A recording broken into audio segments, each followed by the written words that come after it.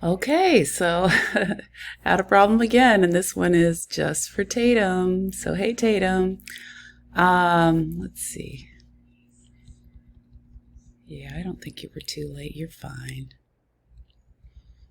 Life is crazy every week for me, I swear. Okay, so you did depth of field. Yeah, once you start mastering that depth of field, oof, so good.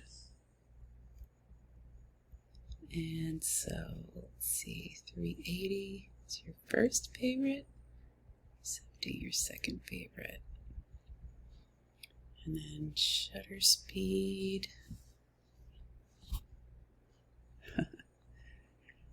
We'll talk about that. Light meter. Yeah, it's really just about getting a correct exposure. And wow, what a nice small aperture, small f number, large aperture you have there. This is a weird shutter speed for me, but yeah, I have that light meter app too. But yeah, really just recording the settings. And there's your raw file. Okay, so you went into your camera setting and set it to Apple Pro RAW. Beautiful. And then you got some nice feedback from Madison. Okay, she thought the same thing I did about Oscar. All right, let's take a look at your images.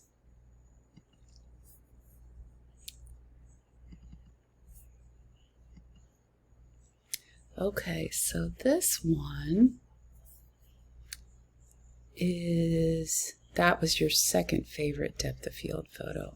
Oh, how precious. So we've just got this shallow little plane here of clarity. It's actually even a little bit beyond your dog's face. Do you see what I mean? So this is not the most clear part. And that's really a choice where you want to focus, and so you focused a little bit beyond Oscar's face, so we get a little bit further back here, and so the focus is on this area. And so you might want to in the future make the focus more on the face. So that might take just some focusing, refocusing, or taking several pictures and just trying, a few different things. I'm trying to think of, on the ProCam app. Yeah, it's just really about moving your phone closer or further away to as far as what's going to be in the greatest clarity. As far as I remember, let me just check that. Okay, so yeah, I did try it, and the closer you get to your subject, that's going to give you the clearest image. So if you wanted the focus to be right here, then you would get really close. And did you notice that you can also edit the depth of field on the ProCam? So you just hit depth, and then you can blur the background even further. So that's a really fun setting. And then this one was your other depth of field, and I really, really like this. I mean, it's pretty, how the colors and the flowers echo the sunset light, so that really works together. Very nice. Nicely done. And this was your shutter speed.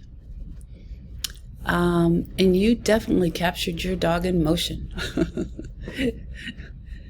Your dog looks like he's having just a crazy blast.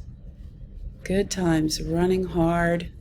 So I imagine that was maybe a little bit difficult to capture. So if you had set your shutter speed a little bit faster, you might have been able to, get close to him and get him a little bit more clear. So that's all for that. But you did a good job. You showed the effects. And then this one, I believe, is your light meter reading, and that was the one that you shared the settings. Okay, so f1.5, and that accounts for that really lovely shallow depth of field that you got here. Beautiful. Your shutter speed's pretty fast, so we got not too much light. So the light is good. But then your ISO 50, 50 or 100 is really all you need to do. Just set it and forget it, and don't worry about setting the ISO or allowing that ISO to automatically compensate for any situations that you have, because really all we're concerned about setting is aperture and shutter speed. Okay, so great job, Tatum. You got some really nice images this week. Okay, bye-bye.